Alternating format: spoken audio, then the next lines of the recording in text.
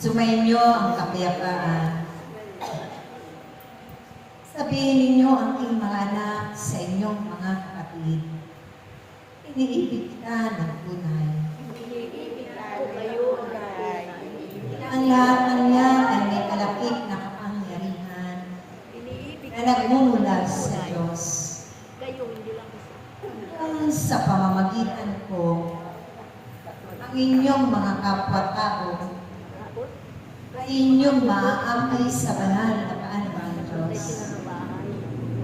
Kayo rin ang magiging isang ehemplo ng mundong ibabaw na ito.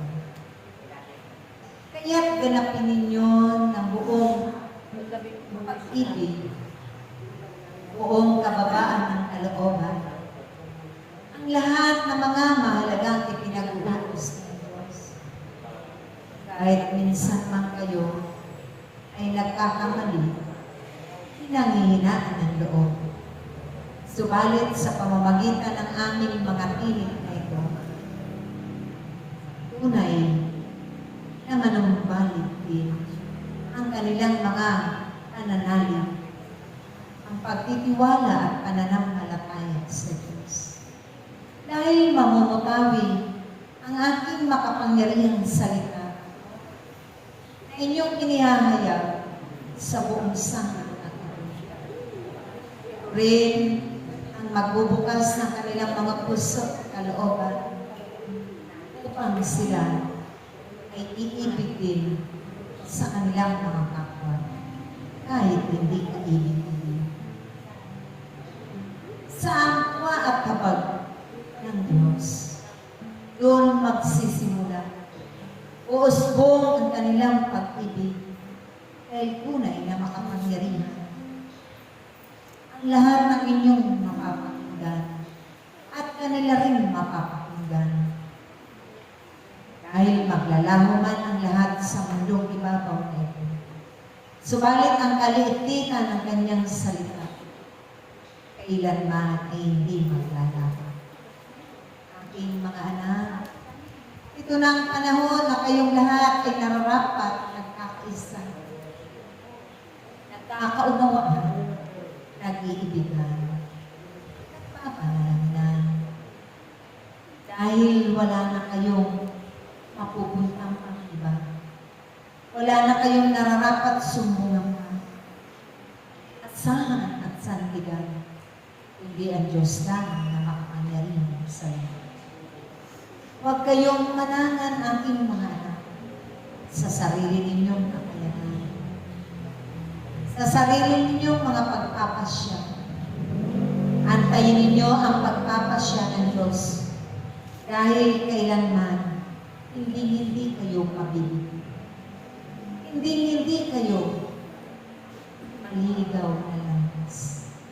Dahil dadalhin niya kayo sa tamang landasin. At mararating ninyo gaano man kahaba ang landasin niyon na inyong lalakbayan. Mararating pa rin ninyo sa kabilang buhay ang buhay na walang hanggan. Na naroon ang Diyos nag-aantay sa inyong lahat. Dahil ako man ay naghanda ng silid ninyo doon sa kaharian ng Diyos. Kayong lahat ay daraan lamang dito sa sanglibutan ninyo. Ang inyong mga buhay ay maikli lamang. Napakaikli ang inyong. Asahan ninyo na yan ay pahahabain ng Diyos kapag kayo'y laging sumusunod sa kanyang kalooban. Hanapin ninyo ang kanyang mga gawain. Hanapin ninyo ang kanyang tipanan na kanyang itinatagda at doon kayo pupunuin niya ng mga bagay na mabubuti at kapangyarihan. Siksik, liglig at umaakaw dahil siya lamang ang makapagkakaloob nito. Wala na iba aking mga. Naway, ang lahat ng ito ay inyong isa puso, isa isip.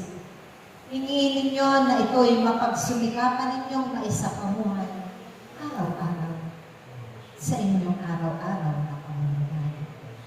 Lagi siyang magpapadala ng mga kapwa ninyo, tao sa mundong ibabaw, magkakaloob ng inyong mga pangangailangan sa pamamagitan ng inyong mga pag-asa, pagtitiwala at pananampalataya na siyang Diyos makayanan sa lahat.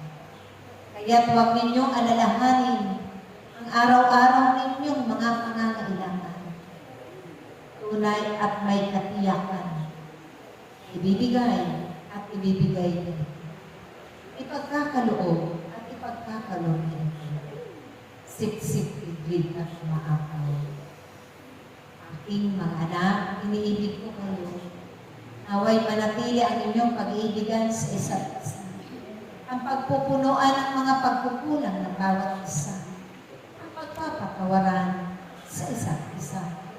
Ang paggagalangan dahil yan kapag nakita sa inyong mga gawa, ang inyong mga kapwa-tao, tunay na pagsusumikapan din nilang tutularan ito magpakailangan. Sa ngalan ng Ama, ng Anak, at ng Espiritu Santo.